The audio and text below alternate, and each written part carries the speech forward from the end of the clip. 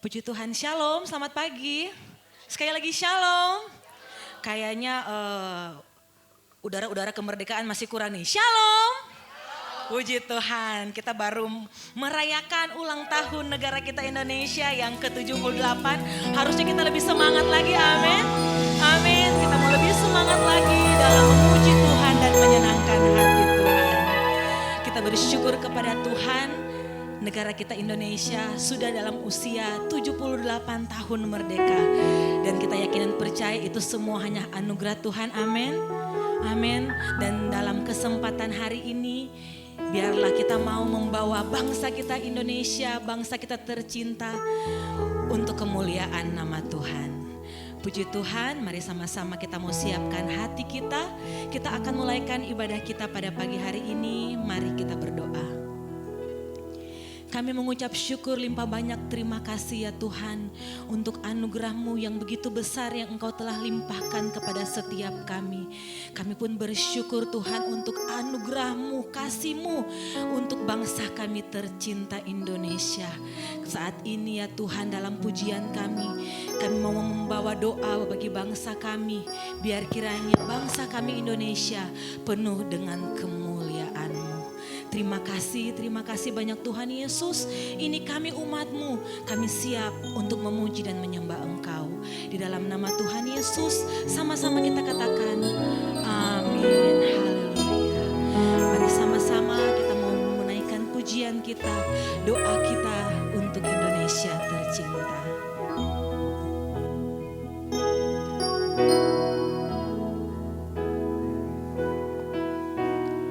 Yesuslah Tuhan yang layak ditinggikan,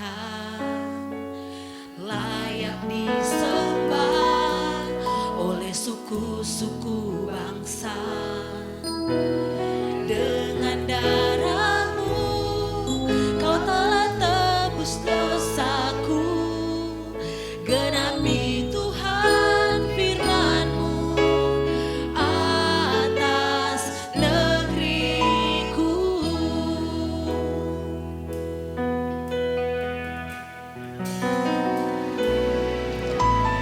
Yesuslah Tuhan yang layak ditinggikan, Yesus Allah yang layak disembah oleh suku-suku bangsa.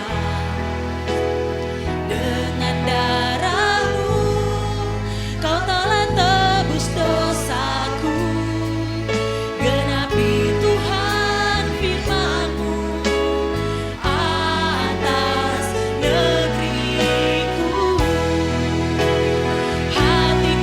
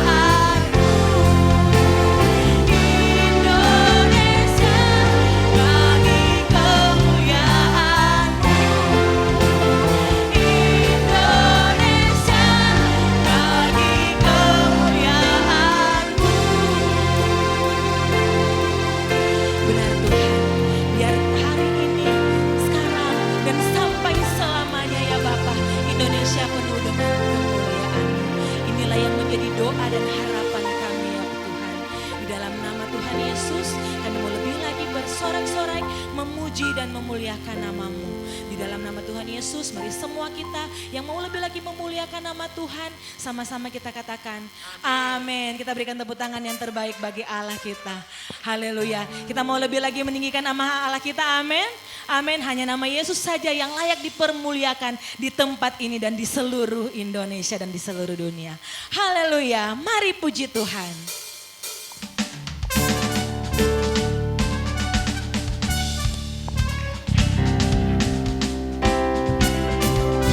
Mari sama-sama kita bertepuk tangan Bapak Ibu.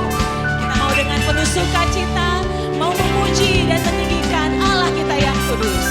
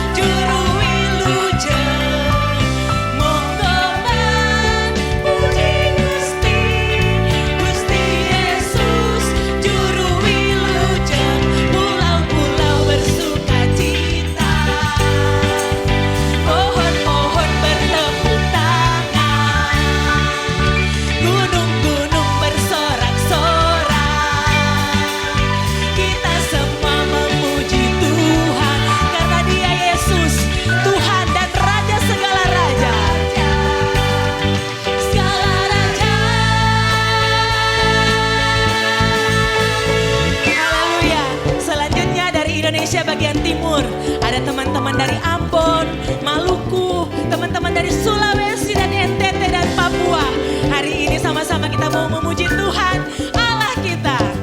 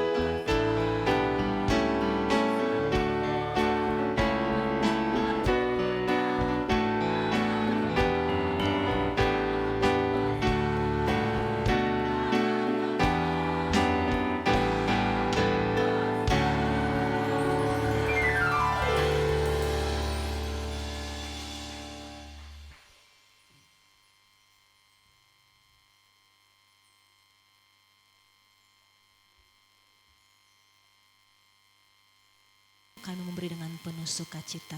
Haleluya, amin. Sambil persembahan dijalankan, mari sama-sama kita naikkan pujian ini.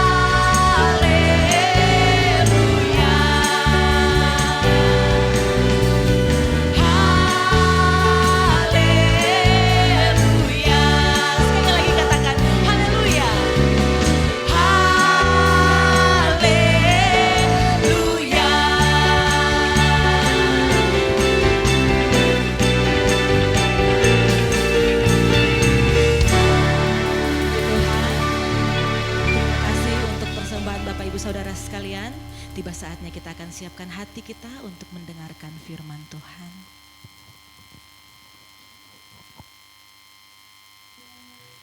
Kami bersyukur Tuhan atas segala berkat yang Kau berikan. Engkau yang memilih kami, Engkau yang membentuk kami Tuhan. Engkau yang memanggil kami menjadi alat kerajaan-Mu. Dan kami bersyukur atas segala perbuatan-Mu. Biar Engkau yang menjadikan kami bait suci-Mu yang kudus dan tak bercelah ya Bapa. Jadikan kami mesbah doa-Mu bagi keselamatan bangsa kami. Terima kasih Tuhan.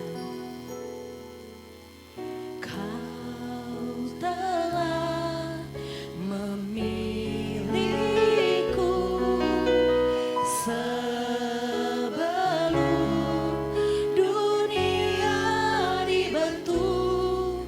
betapa aku bersyukur padamu ya Tuhan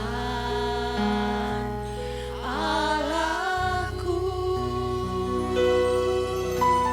Kau telah memanggilku sebagai alat kerajaan-Mu. Betapa aku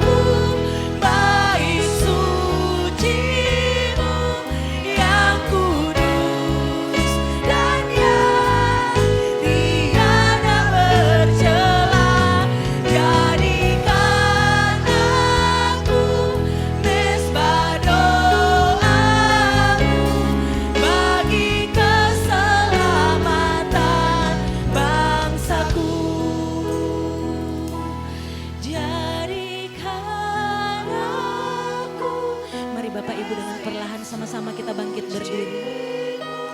Jadikan kami bait suci-Mu Tuhan, yang kudus dan tak bercelah di hadapan-Mu ya Bapa. Jadikan aku mezbah doa-Mu bagi keselamatan bangsa.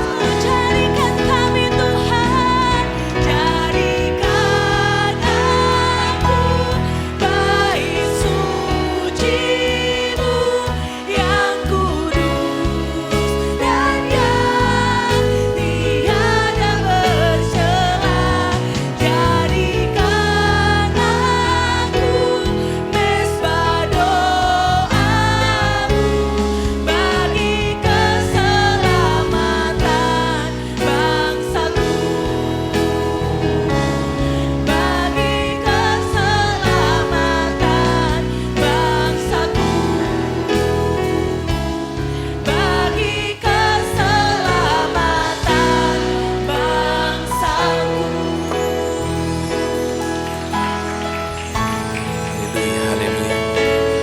Haleluya, haleluya. Mari kita bersama berdoa. Kiranya kasih karunia-Mu menyertai setiap kami sampai hari ini ya Tuhan. Kiranya kami boleh tetap punya hati, punya semangat, punya komitmen untuk mengikut Yesus Kristus Tuhan sampai akhir hidup kami. Berikan kami kekuatan bagi setiap kami yang lemah. Berikan kami kemampuan bagi setiap kami yang lelah Tuhan.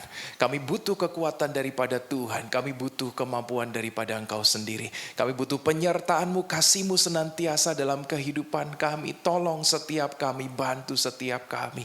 Kami butuh Tuhan Yesus dalam hidup kami. Pengakuan yang nyata dari kami, yang jujur dari hati kami. Sesungguhnya kami tidak punya nilai tanpa Yesus Kristus Tuhan. Engkaulah yang memberikan kami nilai, yang memberikan kami hidup kami jadi berharga. Terima kasih Tuhan Yesus. Bentuk setiap kami sesuai kehendak-Mu, menuju jalan-jalan-Mu yang benar, kepada terang-Mu yang ajaib. Pimpin setiap kami sampai kami ditemukan berkenan, menyenangkan hati-Mu. Terima kasih Bapa, kami mau pakai waktu ini untuk sekali lagi diselaraskan dengan kehendak Tuhan, dibentuk sesuai dengan keinginan-Mu Tuhan.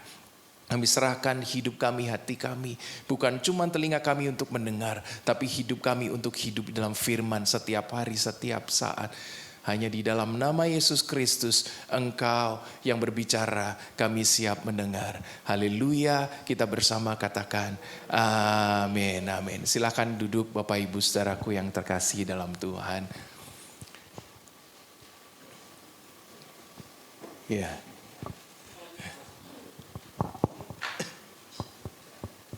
Baik, shalom, selamat siang. Baik jemaat yang di bawah dan di atas, shalom. Sebelumnya hari ini saya terpesona dengan paduan suara, itu bagus, hari ini bagus ya. Saya sih merasanya itu bagus gitu ya. Ya. Bagus nggak Bapak Ibu saudara? Apa? Ya, menurut saya bagus. Saya tanya aja kepada itu, bagus nggak gitu? Bagus banget yang ngomong mereka sendiri ya. Tadi Bu Yusi bilang kalau bagus disawer dong gitu. Ya. Tapi bagus, menurut saya bagus. Saya tadi di belakang ngomong sama Lukman. Nih hari ini bagus nih, bener nih. Paduan suaranya keren nih hari ini gitu. Bener gak saya ngomong? Apa? Yang sebelumnya falas, yang ini bener.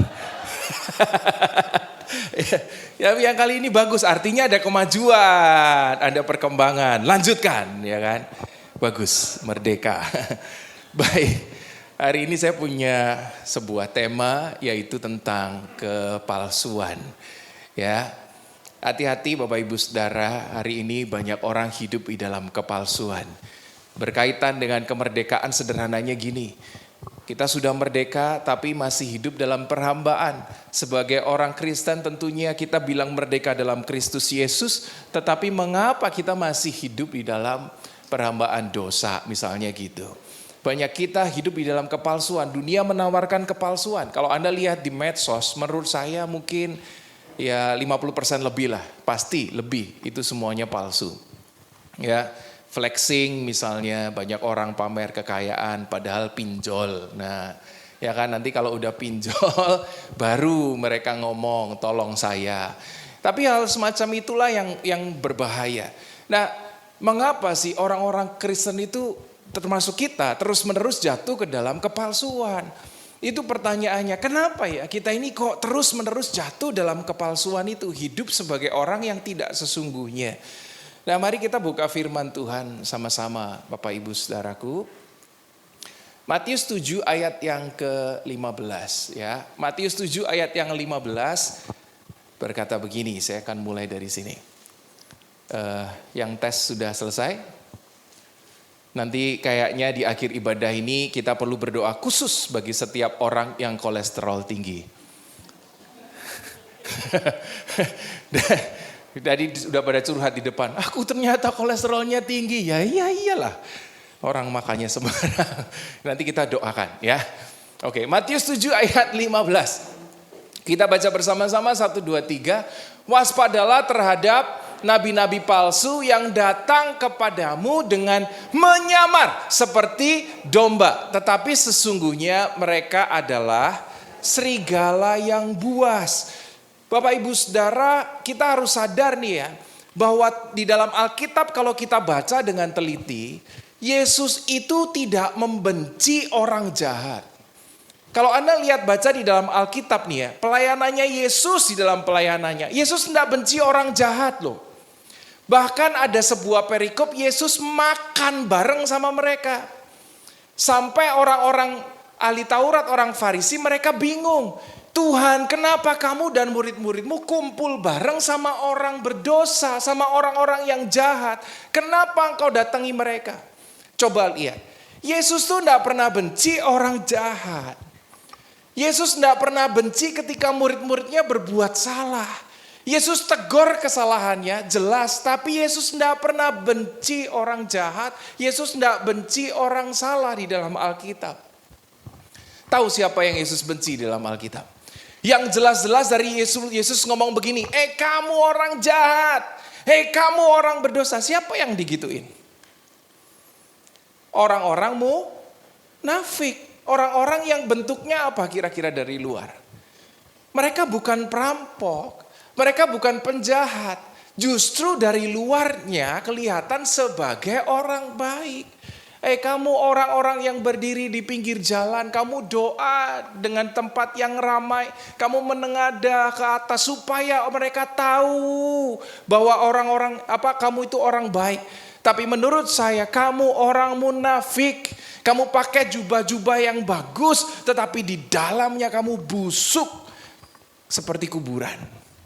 Luarnya bagus, dalamnya busuk. Bapak Ibu Saudara, kalau kita perhatikan, Yesus Kristus itu tidak pernah membenci Tuhan kita ya. Tidak pernah benci orang jahat. Sebab orang jahat lebih mudah dibuat bertobat daripada orang yang munafik. Tapi kalau hidup orang yang palsu, yang munafik, yang dalamnya busuk tapi luarnya baik, gimana caranya buat mereka bertobat? Mau tidak mengaku kesalahan kok. Mereka tidak pernah ngaku mereka salah, mereka tidak pernah bilang orang berdosa. Lebih baik perampok, lebih baik orang-orang jahat bagi Yesus. Kenapa? Mereka bilang, aku jahat, engkau Tuhan, aku tidak layak, selamatkan aku. Jelas, di dalam Alkitab Bapak Ibu Saudara, hati-hati. Yang Tuhan benci adalah kepalsuan atau munafik, kemunafikan. Orang-orang yang dalamnya sebenarnya jahat, tapi dari luarnya terlihat indah. Itulah yang namanya kepalsuan yang harus kita hati-hati. Di dalam Alkitab, makin akhir zaman kita akan menemukan makin banyak yang namanya kepalsuan. Ya, Markus 13 ayat 22 nasihat Tuhan. Sebab Mesias palsu dan nabi-nabi palsu akan muncul dan mereka akan mengadakan tanda-tanda dan mujizat-mujizat. Lihat ya, perhatikan. Mesias palsu ada, nabi-nabi palsu ada, dan mereka akan mengadakan apa? Tanda-tanda dan mujizat. Iblis tuh nggak muncul nanti akan muncul dalam wujud yang serem, tidak. Kepalsuan setan akan muncul dalam bentuk Mesias loh. Mesias palsu, coba lihat deh di bangsa kita atau di dunia kita. Berapa banyak Mesias palsu yang sudah muncul sampai hari ini. Yang saya belum lama nonton Jim Jones, itu di serial di stream ada. Ya, itu sampai akhirnya mereka punya negara sendiri, kota sendiri, pada akhirnya semua termasuk anak-anak disuruh minum racun. Mereka ngaku sebagai Mesias. Di Jepang ada, di India ada. Di Filipina sampai sekarang masih ada. Bapak Ibu Saudara, nanti kalau Anda baca itu ada hamba Tuhan yang sampai ngaku rumahnya itu dikasih nama Heaven, Paradise.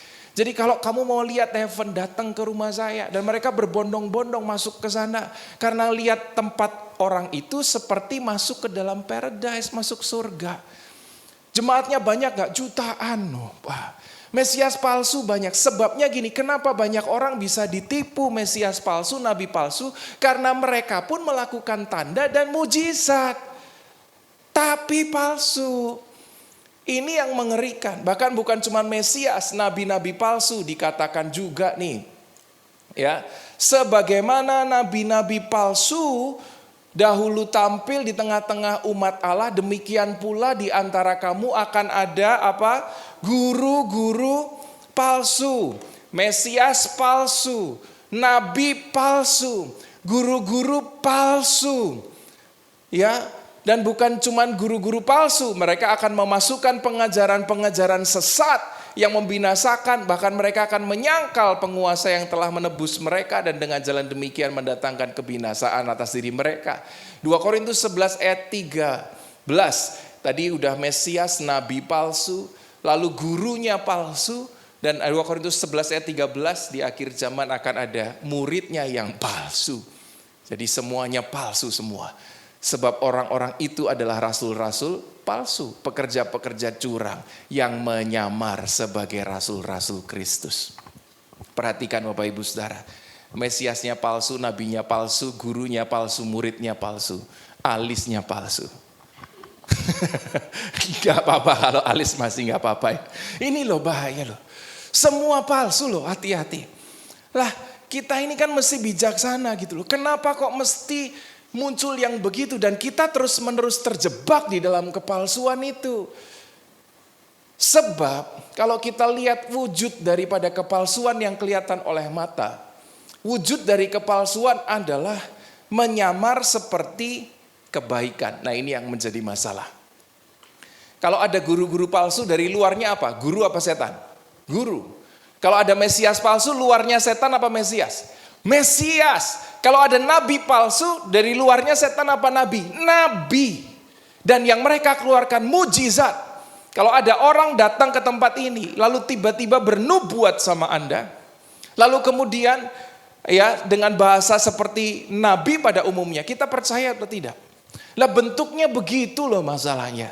Makanya banyak orang tersesat Bapak Ibu Saudara. Bagi saya, kita mesti hati-hati, ini bukan doktrin ya, tapi kita mesti pertimbangkan. Kalau saya lebih percaya bahwa sampai hari ini, di masa sekarang tidak ada lagi nabi seharusnya, menurut saya.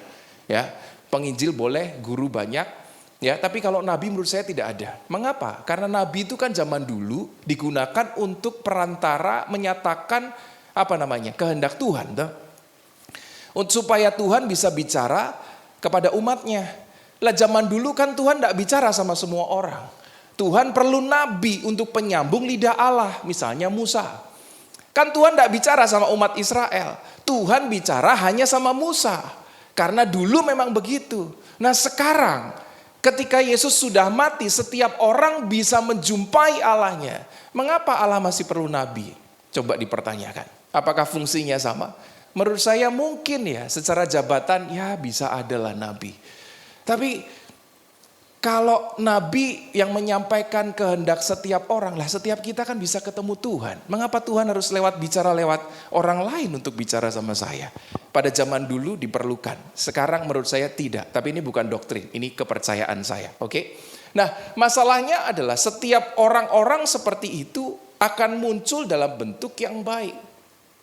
Alkitab peringatkan kita tadi bahwa mereka akan muncul seperti domba, tetapi sesungguhnya mereka adalah serigala yang buas. Dari luarnya adalah domba apa serigala? Domba. Makanya banyak orang kena penyesatan. Makanya banyak orang jatuh di dalam dosa.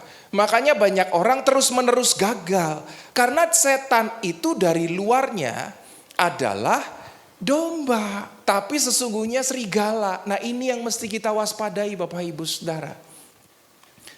Jadi gini loh, setan itu ya, kejahatan itu ya, penyesatan itu ya, itu akan muncul justru di dalam wujud terbaik, termanis, terindah yang Anda bisa bayangkan. Jadi jangan pikir bahwa setan itu akan muncul dalam wujud yang paling menyeramkan. Setan akan melakukan penyesatan dengan cara mewujudkan dirinya di dalam bentuk yang justru paling indah, paling manis yang Anda bisa bayangkan. Kalau setan melakukan penyesatan dengan wujud yang paling serem, Bapak Ibu Saudara, Anda tidak akan jatuh dalam dosa. Kita tidak akan pernah disesatkan. Kalau setan nih, contoh sederhana lah, investasi bodong. Yuk, Bapak Ibu Saudara, saya punya investasi bagus nih. Tapi nggak yakin saya 100%. Ada kemungkinan 50% gagal, 50% berhasil. Anda mau ikutan apa enggak? Tapi kan investasi munculnya begini, bagus nih, bagus, asli, bagus. Makanya orang tersesat. Setan tuh akan muncul di dalam bentuk yang justru paling indah, paling manis yang pernah kita bayangkan Bapak Ibu Saudara. Kalau setan muncul dalam wujud aslinya yang menyeramkan, enggak ada orang jatuh dalam dosa. Sekarang di tempat ini siapa yang jatuh dalam dosa nih selama pelayanannya, selama gereja ini ada 17 tahun. Pernah nggak ada kesaksian, Pak saya jatuh dalam dosa. Kenapa? Karena saya lihat pocong Pak. Loh, nggak ada kan? Lah karena orang kalau ketemu pocong, kabur dia. Nggak jatuh dalam dosa.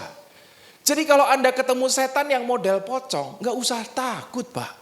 Itu adalah bentuk setan yang paling gampang buat dijauhi. Deket aja Anda nggak mau. Pak saya ada pocong, alah jam 9 portal di sini semua udah ditutup, nggak ada pocong bisa masuk dah. Nggak bisa Pak. Ngapain Anda takut pocong? Suster ngesot, ini di depan sini ada suster ngesot, ledes dia di sininya. Mana bisa jalan di sini? Yang jadi masalah kita orang Kristen nggak pernah jatuh dalam dosa sama setan model begituan. Kalau Anda lihat cewek di atas pohon, manggil-manggil Anda, om kamu deket apa enggak? Ada yang jatuh dalam dosa karena cewek yang di atas pohon? Setuju? Loh, setan tuh muncul gini loh. Kadang-kadang kita tuh didoktrin bahwa setan tuh modelnya serem. Enggak loh Pak. Setan itu modelnya manis. Setan itu dari luarnya nabi, Mesias. Kalau Anda dideketin cewek, Anda elus, belakangnya bolong. Kalau Anda jatuh dalam dosa, edan Anda. Saya yakin Anda akan paling kabur duluan, baru ngelus belakangnya, bolong belakangnya. Apakah Anda jatuh dalam dosa? Hendak. Kita orang Kristen jatuh dalam dosa karena waktu ngelus belakangnya mulus, bukannya bolong. Yang mengerti katakan amin. Loh iya toh. Setan tuh akan muncul dalam bentuk yang paling indah Pak. Jangan ketipu. Akan muncul dalam bentuk yang paling bagus. Anda bayangin kalau dekat sama orang, ya digodain orang, mau makan apa dek? Dia jawabnya ketawa. Hihihi, rumahnya mana? Hihihi, nggak ada satu pria pun akan jatuh dalam dosa di tempat ini. Betul apa tidak? Tapi justru ketika ditanya, dia nggak ketawa. Dia bales nanya, om sendiri mau makan apa? Disitulah kita jatuh dalam dosa. Bapak Ibu Saudara, setan, penyesatan akan muncul di dalam bentuk yang paling indah yang Anda akan bayangkan. Jangan pikir bahwa setan akan muncul dalam wujud menyeramkan. Tidak ada satu orang pun akan tersesat. Tapi firman hari ini, setan akan muncul dalam bentuk kepalsuan. Tujuannya supaya menyesatkan kita. Dia akan muncul dalam bentuk yang paling indah yang pernah kita bisa pikirkan. Saya punya sebuah cerita Bapak Ibu Saudara. Ya, saya punya sebuah cerita yang menurut saya akan menyampaikan ayat ini, ayatnya tolong dikeluarkan, ini mati. 2 Korintus 11 ayat 13, tolong dibantu next kan. Ceritanya begini Bapak Ibu Saudara, dulu ya setan akan menyamar sebagai malaikat terang. Dulu ya, waktu saya di Jogja ada sebuah kisah. Saya punya teman pelayanan. Ya, teman pelayanan ini orang yang sangat militan sebenarnya di dalam Tuhan. Ada masa-masa di mana dulu waktu kita kuliah tuh susahnya setengah mati. Nah itu puji Tuhan kita pernah mengalami hal seperti itu. Nah kita berdoa Tuhan minta tolong. Nah saya puji Tuhan aslinya Jogja. Jadi kami paling tidak masih punya keluarga. Tapi kan banyak perantauan. Teman saya ini perantauan dari jauh. Dia tidak punya keluarga. Jadi berjuang sendirian. Ada masa di mana dia susah. Dia berdoa sama Tuhan. Kami bantu berdoa. Yuk kita doa. Supaya uang kuliah terbayar. Supaya kecukupan terbayar. Gimana caranya? Saya udah coba bekerja tidak dapat apa-apa lagi. Lalu kita dengan berdoa. Tuhan minta tolong mujizat terjadi. Suatu saat pada waktu kuliah ya waktu itu. Suatu saat Bapak Ibu Saudara, dia ini punya iman bahwa rekeningnya ini akan terisi secara ajaib, ada orang transfer. Karena dia merasa begitu. Dia kontak kita bilang, oke, puji Tuhan, kamu ceklah ke ATM. Semoga Tuhan memenuhi kebutuhanmu. Lalu kemudian kita udah doa, dia punya keyakinan, dia pergi ke ATM. Ya. Lalu dia pergi ke ATM, kisahnya nih ya, karena dia ceritakan setelah itu. Jadi dia datang ke ATM, dia masukkan ATM-nya, ternyata uangnya enggak ada. Ya, dia mulai kecewa. Lalu waktu dia mau pulang, dia dengar bunyi tut tut tut gitu. Ya, ternyata ATM yang lain yang di sebelah lain itu ada tulisan begini, apakah Anda ingin melakukan transaksi lain? Nah gitu. Ya, zaman dulu BCA itu belum masukkan PIN setiap saat, masih ingat waktu itu? Jadi cuma 1 kali masuk doang di depan. Berikutnya nggak perlu ATM. Dia mengucap syukur, Pak. Lalu dia pencet ya, dia tarik uang sesuai dengan kebutuhan. Kalau nggak salah cuma 1, sekian lah. Dia bisa bayar sekolah. Dia pulang, dia punya uang, dia kesaksian sama kita. Kamu tahu nggak kejadiannya? Uangku nggak ada di ATM, tapi ATM sebelah aku bisa tarik uang. Itu pertolongan Tuhan, mujizat terjadi. Ya 2-3 hari kemudian ada orang jemput dia di kos-kosannya, 8 bulan masuk penjara, Bapak Ibu Saudara. Ya, dia bersyukur, itu ATM-nya orang lain loh. Bisa merasa Tuhan tolong lewat hal seperti itu. ATM-nya dia enggak ada uangnya, ATM sebelah ada. Apakah Anda melakukan transaksi lain? Lah kan ATM-nya orang lain ketinggalan di dalam situ. Dia masih anggap itu sebagai pertolongan Tuhan. Lah setan itu akan muncul di dalam hal seperti itu Bapak Ibu Saudaraku. Dia tidak akan muncul. Kalau menurut saya pertolongan Tuhan itu saat kita butuh uang. Tuhan akan kasih masalah supaya kita lebih kuat kerja keras sehingga menghasilkan. Tapi setan enggak. Dia akan muncul dengan cara yang paling indah nih. Bagus kan? Kamu tinggal tarik doang. Nah itu maksudnya. Iblis akan nyamar dengan cara yang paling mudah, yang paling gampang, supaya kita disesatkan dengan kepalsuan itu. 2 Korintus 11 ayat 13, sebab orang-orang itu adalah rasul-rasul palsu, pekerja-pekerja curang yang menyamar sebagai rasul Kristus. Hal itu tidak usah mengherankan.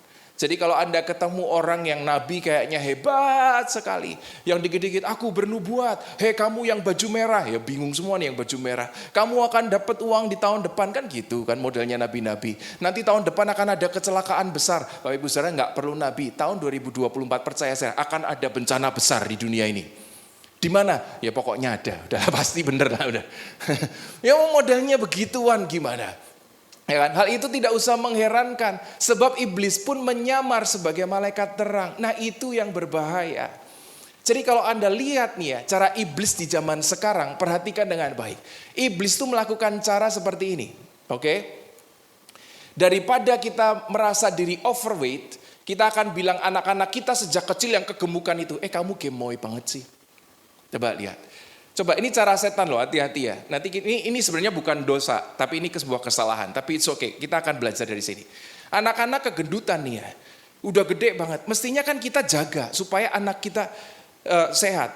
Mereka bilang gini, udahlah biar gemuk yang penting sehat. Anda sering dengar begitu? Mana ada gemuk tapi sehat. Dari kecil loh overweight. Dibilangnya kamu gemoy banget, lucu banget, pipinya tembem. Alah, tunggu besar, sakitnya banyak, tes di depan. Oke.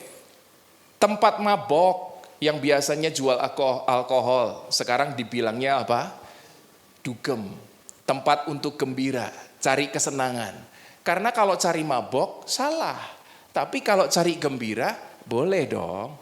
Tuh, itu cara-cara setan yang dibuat seperti itu. Ya.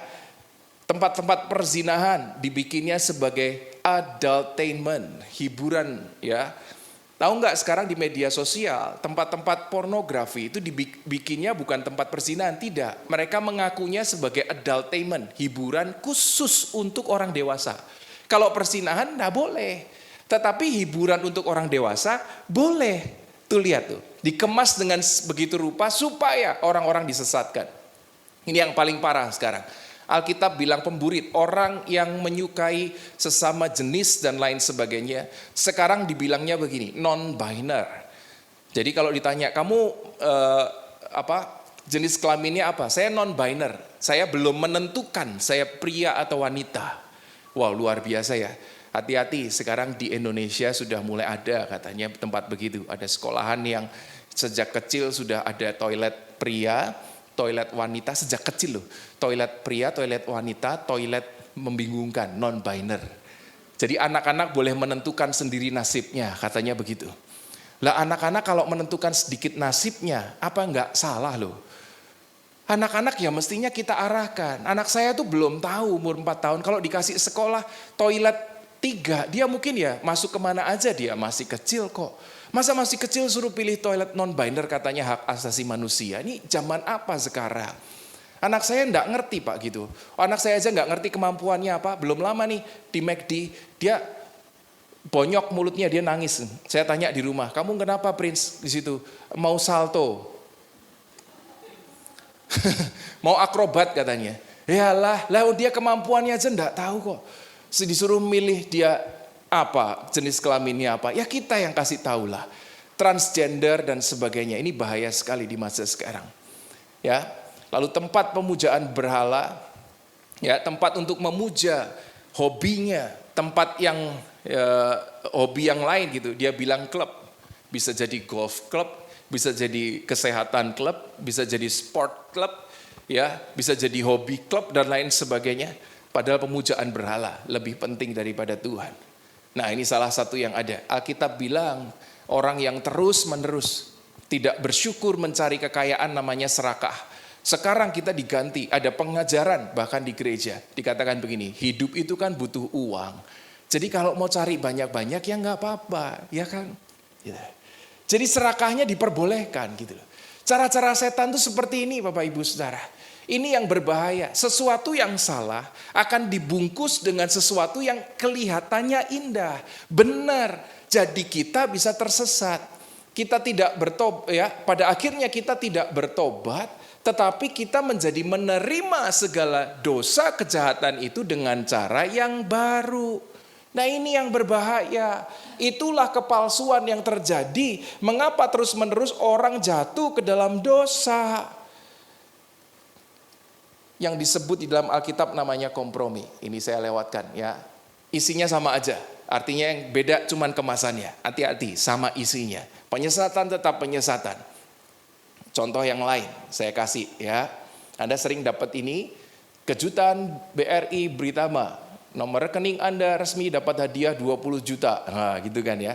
Ini namanya penipuan, kepalsuan. Mana ada penipuan yang langsung SMS Anda bilang ini, Anda akan saya tipu, transfer ke Anda, transfer ke saya 27 juta. Orang tidak akan jatuh ke dalam dosa. Yang ada adalah dapat undian. Ya, penipuan dibungkus dalam bentuk hadiah supaya orang tertipu. Ya, dan lainnya kita banyak nih hasil pengundian, kita dapat hadiah. Nah, ini termasuk salah satu cara penipuan ya, yang dilegalkan sebagai bentuk marketing. Diskonnya 75%. Wow, gitu ya. Berapa persen? 75%. Maksimal 10.000. Ya toh? Diskonnya 70%. Ya, 75%. Tapi maksimal 10.000. Nah, cara-cara itu loh yang dipakai. Jadi sesuatu yang salah sebenarnya tapi dilegalkan. Itulah kepalsuan yang muncul di zaman sekarang. Nih yang lain tentunya. Belanja nggak perlu nunggu gajian. Cashback 90%. Maksimal 10.000. Nah, kita mesti aware Bapak Ibu Saudara, sebab inilah yang terjadi di masa sekarang. Kepalsuan muncul dalam wujud yang menyenangkan hati kita. Kepalsuan muncul dalam wujud di mata kita indah. Wujudnya bagus, wujudnya menyenangkan, sepertinya baik, padahal dalamnya busuk dan jahat. Itulah yang namanya kepalsuan. Di dalam Alkitab ada sebuah cerita yang mengerikan buat saya. Ya, Matius 26 ayat 21 dan 22. Ya, ini adalah ayat di mana makan malam terakhir. Dan ketika mereka sedang makan, ia berkata, aku berkata kepadamu, sesungguhnya seorang di antara kamu akan menyerahkan aku. Nah ini, dan dengan hati yang sangat sedih, berkatalah mereka, seorang demi seorang kepadamu, bukan aku ya Tuhan. Tahu nih ngomong sama siapa? Murid-muridnya semuanya. Yesus sudah mau mati. Yesus bilang, satu di antara kalian adalah pengkhianat. Tapi ketika ditemuin satu demi satu nih, semuanya menjawab. Mereka pakai dengan sangat sedih, terharu, nangis Pak di hadapan Tuhan bilang, bukan aku Tuhan. Termasuk siapa yang ngomong? Yudas Iskariot loh. Coba lihat, murid palsu tuh di tengah-tengah. Pengkhianat ngaku jadi murid. Mereka bahkan nangis Pak di depan Yesus, bukan aku ya Tuhan. Tapi sesungguhnya hatinya jahat, mengkhianat. Contoh yang lain, ini lucu lagi nih kalau menurut saya ya. Matius 3 ayat 7. Tetapi waktu ia melihat banyak orang Farisi dan orang Saduki datang untuk dibaptis. Jadi orang Farisi, orang Saduki, sekalipun mereka dibenci ya karena mereka jahat, mereka pede datang ke tempat Yohanes Pembaptis. Saya mau dibaptis. Itu loh, orang-orang kelihatannya kok nggak ngerti gitu ya, nggak tahu diri banget siapa mereka. Sampai akhirnya Yohanes bilang begini, hei kamu keturunan ular beludak. Siapakah yang mengatakan kepada kamu bahwa kamu dapat melarikan diri dari murka yang akan datang? Jadi hati-hati Bapak Ibu Saudara. Orang bisa disesatkan karena selalu serigala itu wujudnya domba. Kalau serigala wujudnya serigala, tidak akan ada satu orang pun disesatkan. Anda akan kabur dengan mudah. Tetapi justru penyesatan, wujudnya kepalsuan, akan menyamar jadi orang yang baik. Kesempatan yang baik di dekat Anda, supaya kita bisa disesatkan. Hati-hati. Nah, mengapa terus-menerus tertipu kita di dalam kepalsuan? Mengapa orang Kristen terus kena ya? Jadi ada beberapa hal dengan cepat saya bagikan. Supaya tidak disesatkan dan kita tidak hidup di dalam kepalsuan. Alkitab katakan jangan kompromi dengan apapun itu. Kalau kita sudah bilang ya, berkatalah ya untuk itu.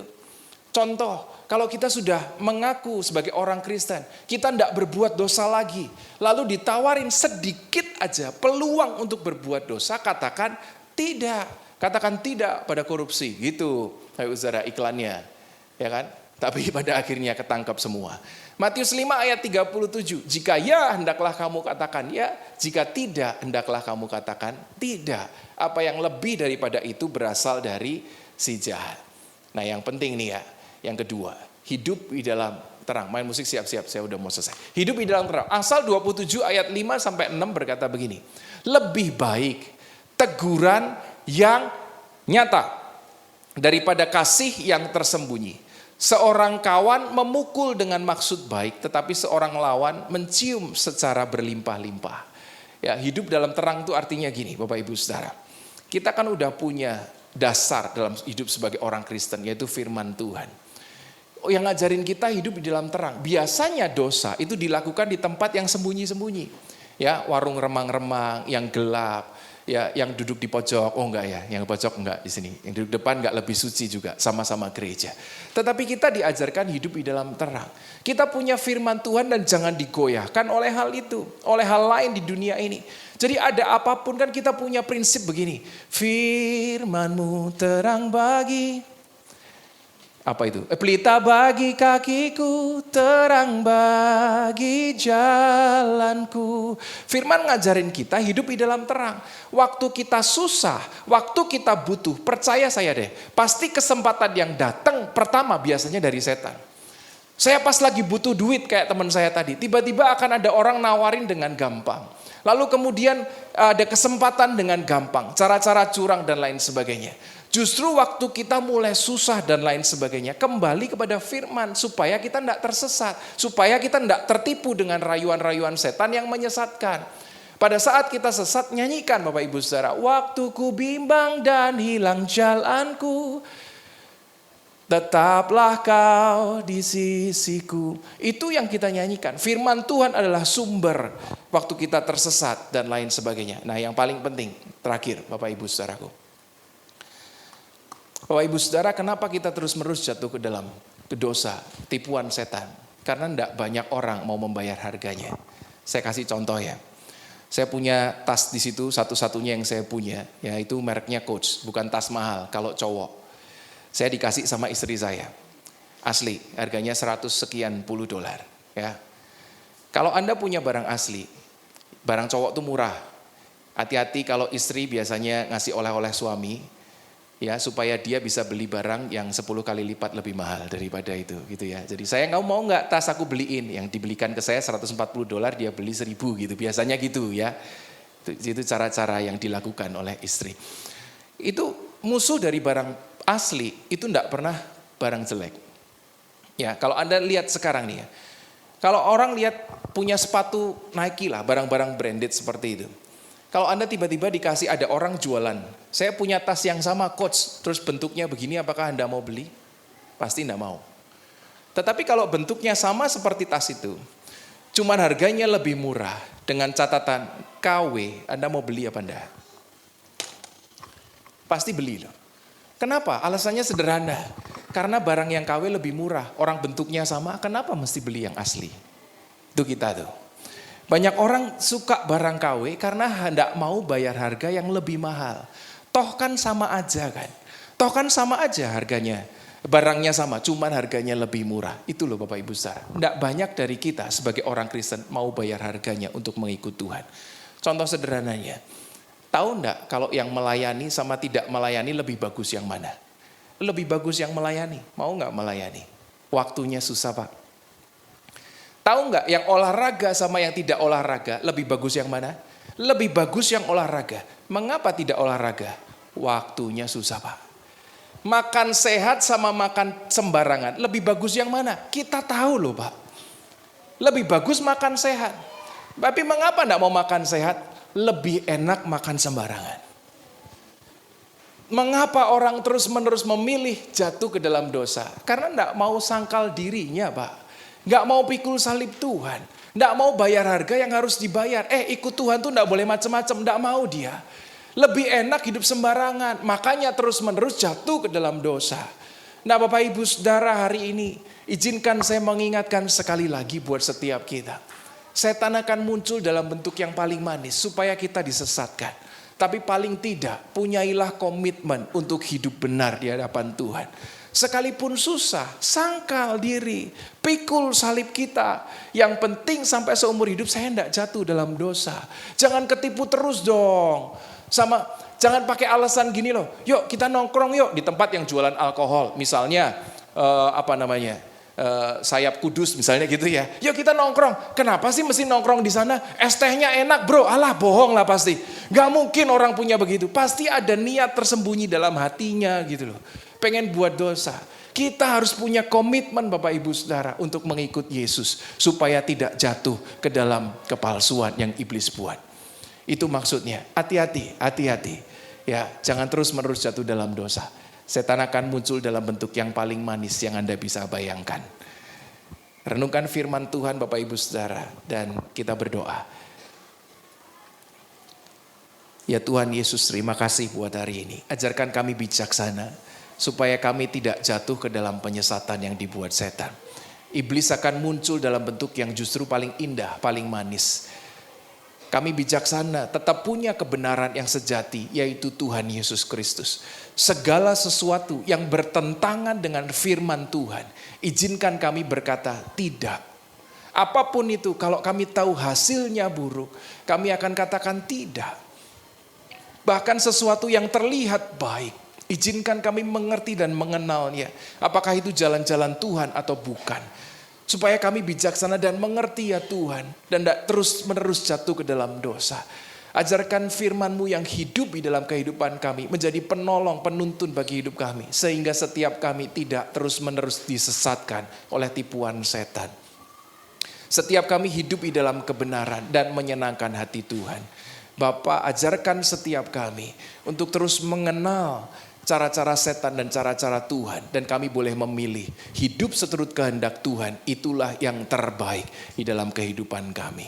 Kami gak relakan jalan kebenaran demi jalan yang murah, yang remeh, yang mudah. Tapi berujung kepada maut. Firman-Mu sudah mengajarkan jalan kepada kebenaran sempit dan susah. Tetapi ujungnya kebaikan. Sementara jalan yang mudah, yang lebar, justru itulah yang membawa kami ke dalam kesesatan. Biar kami bijaksana sebagai anak Tuhan dan terus mengambil komitmen seumur hidup, menyangkal diri, memikul salib, hidup di dalam Tuhan sampai selama-lamanya. Terima kasih ya Bapa, hanya di dalam nama Yesus Kristus kami berdoa. Haleluya, kita bersama katakan amin. Tuhan Yesus memberkati. Puji Tuhan, terima kasih kepada Bapak Pendeta Alvin yang sudah memberkati kita lewat kebenaran firman Tuhan. Tiba saatnya kita mau diberkati lagi oleh puji-pujian dari anak-anak Shining Kids. Dipersilahkan anak-anak Shining Kids untuk maju ke depan.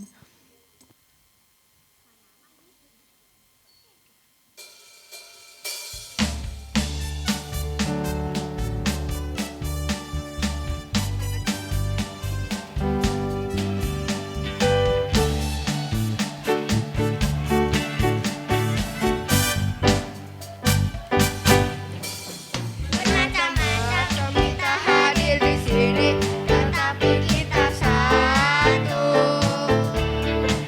Di dalam Tuhan tidak ada yang putih, tidak ada yang hitam. Kita bersama di dalam Dia, karena percaya. Yesus Tuhan, Yesus Raja. Maha Kuasa,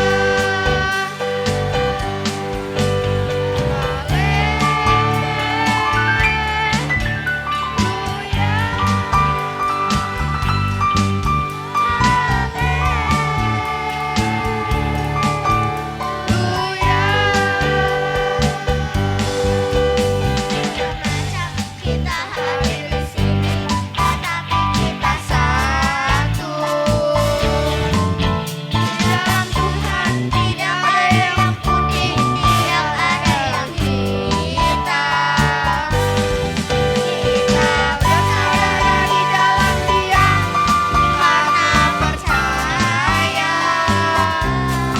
Yesus Tuhan, Yesus Raja, Maha Kuasa.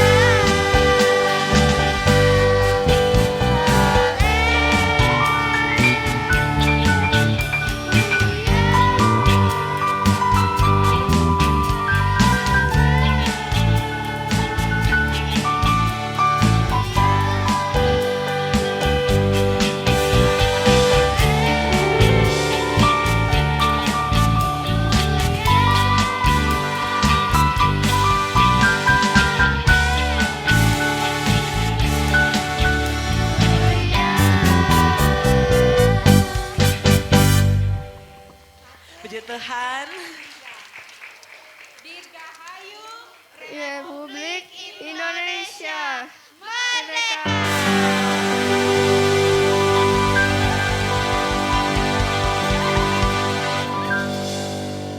Minta kesediaan Ibu Gembala untuk mendoakan anak-anak.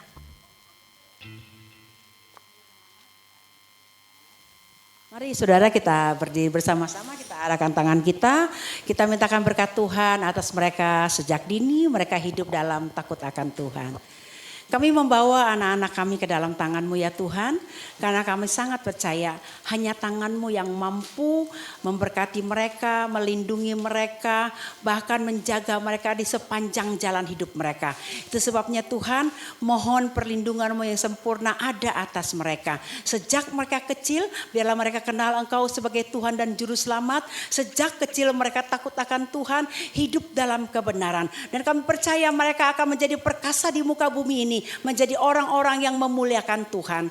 Kami berdoa untuk para orang tua, Tuhan berikan senantiasa hikmat akal budi untuk membawa anak-anak ini lebih dekat kepada Tuhan, mengerti akan firman Tuhan. Jadikan para orang tua teladan di rumah ya Tuhan, agar mereka boleh memiliki karakter Kristus, sehingga anak-anak kenal Kristus lewat para orang tua di rumah. Berkati ekonomi para orang tua, berkati kesehatan mereka, sehingga mereka boleh senantiasa membawa anak-anak ini hidup dalam damai sejahtera dan kecukupan. Terima kasih Bapak, inilah doa kami. Kami berdoa untuk para guru yang mengajar, Tuhan memberkati mereka, berkati kesehatan mereka dan berikan senantiasa kekuatan, bahkan berkat-Mu yang melimpah atas mereka. Dalam nama Yesus kami berdoa dan biarlah berkat Tuhan turun atas mereka. Haleluya. Amin. Silakan duduk. Dia belum nyanyi lagi. Puji Tuhan, biarlah puji-pujian dari anak-anak Shining Kids dapat memberkati kita semua. Kita akan memberikan persembahan kita. Persembahan ini akan dialokasikan untuk dana sound kita.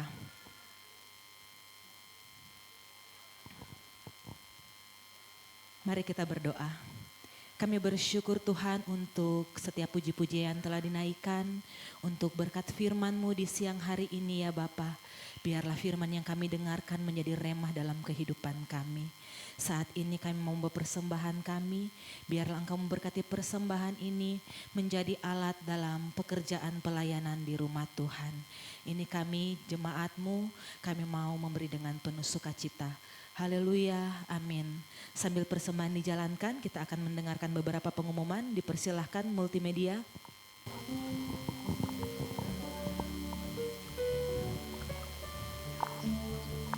Iya. Ibadah hari ini adalah ibadah yang istimewa karena kita juga mau merayakan hari kemerdekaan Indonesia. Walaupun itu sudah berlalu tanggal 17 Agustus. Kita akan sama-sama menyanyikan lagu Gebiar-Gebiar Indonesia. Silakan bangkit berdiri semua. Paduan suara akan mengajak semua.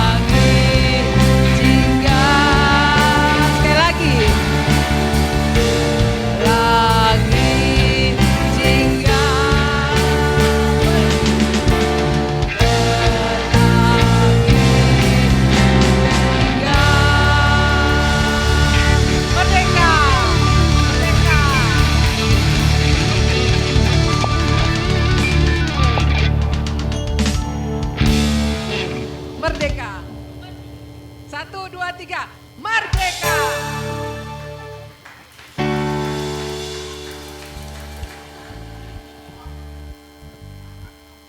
Duduk. Bapak Ibu silakan duduk. Hebat nih, padus kita gebiar-gebiar. Indonesia, bukannya Indonesia, Indonesia. I sama E beda. Indonesia. Puji Tuhan Indonesia maju, makin maju sampai bendera aja pada di pipi. saking majunya ya. Ya kita cinta Indonesia karena kita di situ kita dilahirkan, di situ kita bekerja, di situ kita berusaha dan mungkin sampai Tuhan memanggil kita di Indonesia ya. Hidup Indonesia. Tuhan memberkati Indonesia luar biasa. Puji Tuhan, terima kasih untuk kehadiran saudara. Tuhan memberkati. Terima kasih untuk semua persembahan saudara. Tuhan memberkati. Bapak Ibu, ruangan ibadah kita di bawah ini kan udah rapi. Semuanya sudah direnov, udah rapi semua. Dan puji Tuhan, ini Ibu Ruth yang mengerjakannya rapi. Semuanya sudah terlunasi. Jadi ini persembahan untuk renovasi gereja sudah tercukupi. Cuma ada tambahan berapa belas juta begitu karena harus ngecat apa semua. Nah sekarang tinggal sound.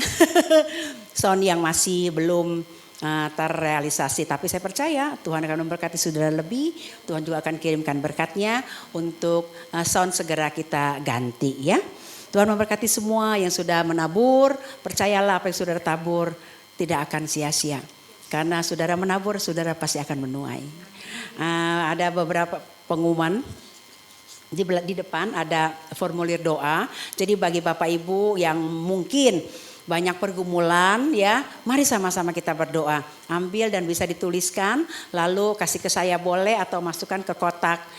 Di depan ada kotak, masukin aja. Nanti kita akan doakan. Tidak akan ada yang tahu apa yang menjadi pergumulan saudara. Yang tahu Tuhan dan kami para hamba Tuhan ya. Tapi saudaranya juga harus berdoa. Jangan biar gembala aja doa. Gue mah enggak. Molor-molor aja gitu. Walaupun dalam pergumulan jangan begitu ya. Iman harus disertai dengan tindakan. Jadi kita berdoa, saudara juga harus berdoa. Dan percayalah doa kita akan menggoncangkan surga. Dan dia akan menyatakan kuasa mujizatnya dalam hidup kita. Ya saudara ya. Jadi jangan lupa ada yang mau didoakan silakan. Ini ada beberapa pokok doa. Lalu saya berterima kasih juga kepada Ibu Sinta. Kemana Ibu Sinta ya? Yang sudah memberikan pelayanan kesehatan. Dan saya berharap saudara bisa melanjutkannya lagi nanti di cek lab ya. Harusnya kita rajin cek lab saudara. Cek lab ya, benar, laboratorium. BPJS juga dapat kok. Jadi harus rajin supaya bisa kita mengantisipasi sejak dini. Jangan sampai nanti udah kelewatan begitu baru tahu. Banyak orang yang malah nggak mau saya mah dicek nanti ketahuan penyakitnya malah nggak bisa tidur kan ya. Salah, itu salah. Justru begitu ketahuan kita langsung berobat. Langsung diobati sehingga kita bisa sehat, bisa panjang umur, bisa melayani banyak panjang waktu lagi ya. Tuhan memberkati saudara semua yang melayani hari ini. Tuhan berkati semua. Semarak merah putih tinggal digerek. Mari kita berdiri bersama-sama, kita akan akhiri ibadah kita. Kita naikkan pujian, Aku Punya Tuhan Yang Hebat. Berimanlah bahwa saudara memiliki Allah yang hebat dan saudara berharga di mata Allah yang hebat itu. Dan dia sanggup untuk menolong saudara. Amin.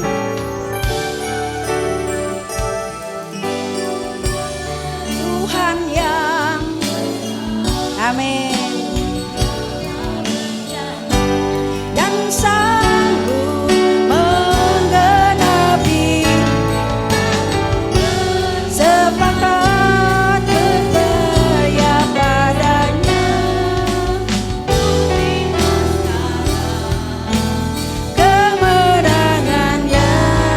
Sekali lagi, aku punya iman, aku punya Tuhan yang besar. Haleluya, yang telah berjanji menggenapi imanku, bersepakat percaya kuasanya. Kemenangan darimu. Kami bersyukur Tuhan di akhir ibadah kami sangat berterima kasih untuk penyertaan-Mu yang sempurna. perlindungan-Mu yang ajaib dalam hidup kami sampai hari ini. Tuhan memberikan kami kesempatan terus untuk beribadah dan itu anugerah bagi kami ya Tuhan. Terima kasih Bapak. Biarlah ibadah yang sudah kami lakukan pada hari ini boleh menyenangkan hati-Mu. Firman yang sudah kami dengar boleh kami lakukan dalam kehidupan kami. Hidup kami biarlah tetap berkenan kepadamu, hidup kami benar di mata-Mu, tidak ada kepalsuan dalam hidup kami. Biarlah kami benar ya Tuhan, makin hari kami makin memiliki karakter seperti Engkau, sehingga hidup kami boleh memuliakan Tuhan. Terima kasih Tuhan, berkati hamba-Mu yang sudah menyampaikan pesan firman-Mu kepada kami. Tuhan berikan kesehatan, Tuhan pakai untuk menjadi saluran berkat dimanapun Tuhan percayakan hamba-Mu melayani. Berkati semua pelayan yang sudah ambil bagian, koordinator yang sudah mengkoordinir ibadah ini Tuhan berkati, seluruh pelayan multimedia, pemusik, pemuji, kolektan semua tidak terkecuali Tuhan memberkati karena Tuhan memperhitungkan apa yang mereka lakukan bagimu. Padus juga Tuhan berkati, biarlah mereka pakai talenta yang Tuhan percayakan buat kepada mereka untuk memuliakan Tuhan. Pakai mereka ya Tuhan menjadi alat kemuliaan-Mu lewat suara-suara mereka. Terima kasih Bapak, inilah doa kami. Tuhan berkati anak-anak-Mu yang sudah memberikan persembahan. Anak-anak-Mu yang sudah mengembalikan perpuluhan, berkati mereka seperti yang Tuhan firmankan. Biarlah janji firman-Mu Tuhan genapi dalam hidup mereka. Sekarang kami angkat tangan di hadapan-Mu ya Tuhan. Ulurkan tangan-Mu dan berkatilah umat-Mu pada siang hari ini. Saudara yang dikasih Tuhan, Engkau berharga di matanya. Karena Engkau sangat bernilai, untuk Engkaulah Dia mati di kayu salib. Karena kita berharga. Itu sebabnya teruslah berjalan di dalam ketetapan-ketetapannya. Sehingga makin hari kita makin serupa dengan Dia. Sudah dikasih Tuhan Allah memberkati hidupmu, memberkati keluargamu, memberkati semua apa yang kau kerjakan. Dan Tuhan buat berhasil apa yang engkau karyakan. Bahkan rencanamu ke depan Allah berkati dan Allah terlibat di dalamnya. Menjadikan semua kebaikan dalam hidupmu. Sehingga nama Tuhan dipermuliakan lewat hidupmu. Sekarang pulanglah, bawalah berkatnya, bawalah damainya, cinta kasihnya yang tidak pernah berubah. Bahkan penyertaan Roh Kudus akan terus ada bersama dengan kita dari sekarang sampai selama-lamanya. Haleluya, yang diberkati katakan amin. Tuhan memberkati saudara, selamat hari Minggu.